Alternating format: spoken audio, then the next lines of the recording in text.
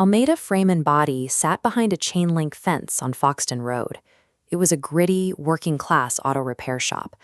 The owner, Charles Westfall, had run the business for years. But in June of 1993, Westfall suffered a massive personal tragedy when his wife died of breast cancer. In the months that followed, people who knew him watched him collapse under the weight of the loss. Multiple witnesses described Westfall as severely depressed, exhausted, and entirely withdrawn from his own life. Long before police ever treated his shop as a crime scene, the undeniable reality on the ground was one of profound, debilitating grief. Charles Westfall was a man who looked like he had lost his will to live. By late September of that year, Westfall vanished. He stopped showing up to work, and his acquaintances began to realize he was noticeably missing from his daily routines. Every single morning, Westfall used to stop at a local donut shop for coffee. Eventually, the staff there realized they hadn't seen him in weeks. When investigators followed up, one witness recalled Westfall telling them, quote, "This is the last time you'll see me in here." Given his emotional state, those words strongly suggested Westfall either took his own life or simply walked away. Investigators started with a wide landscape of possibilities, completely colored by the victim's documented despair. With that much ambiguity, a methodical approach was required. Instead, the focus quickly locked onto one person. The police involvement began on October 5, 1993, as a standard welfare check. Officer West arrived at Almeida Freeman body to look into Westfall's whereabouts. There, he met Johnny McCarver, a mechanic who frequently handled auto repairs alongside Westfall's framework. During this initial walkthrough, McCarver was completely calm.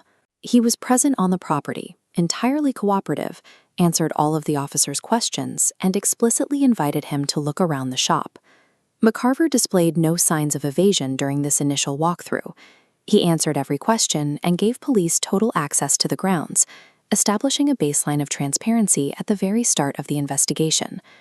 But there was another arrival at the shop that day.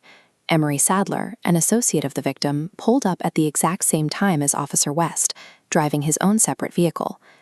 Looking at the layout, there is a main building and a rear property line. Sadler immediately bypassed the main shop where McCarver worked. Instead, he took control, leading Officer West straight past the bays to a rear tool storage area. Inside that storage space, Sadler walked up to a specific toolbox, opened a drawer, and pointed out a .22 caliber pistol to the officer. The physical path Sadler chose is critical. In order to get to that toolbox, he and the officer had to traverse the exact rear areas of the lot where the most crucial evidence in this case would later be discovered. Sadler had personally directed a police search, bypassing the standard walkthrough, to place a specific piece of evidence directly into the officer's hands. Over the next 48 hours, the theory that Westfall disappeared voluntarily evaporated. The police aggressively narrowed their focus on Johnny McCarver. On October 7th, detectives brought Carver in for sustained questioning. Despite the pressure, he vehemently denied any involvement in a murder, signing a formal statement that ended with the words, "I did not kill Chuck." The following day, McCarver was working another mechanic job across town.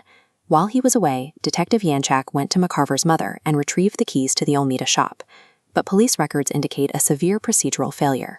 Before investigators even used those keys to enter the business, Emery Sadler was reportedly already at the property, removing and confiscating vehicles. The double standard was stark. The man police considered their prime suspect was off-site cooperating, while the civilian witness who had guided their initial search was allowed to physically dismantle a potential crime scene. With the keys finally in hand, investigators executed an official search warrant at the property. While combing through the lot, detectives noticed a foul odor. It was coming from a 55-gallon hazardous waste drum, sitting outside on a rear cement slab. Houston firefighters were called to the scene. They cut the heavy metal top off the barrel, and inside they found Charles Westfall's body. The initial reality of a grieving, hopeless man who might have walked away was completely forgotten. The police locked on to one employee with absolute tunnel vision, ignoring this severe contamination of their own scene. A body had been discovered on the property, but Johnny McCarver was still maintaining his innocence. The case was moving toward a room where the denial would no longer be enough.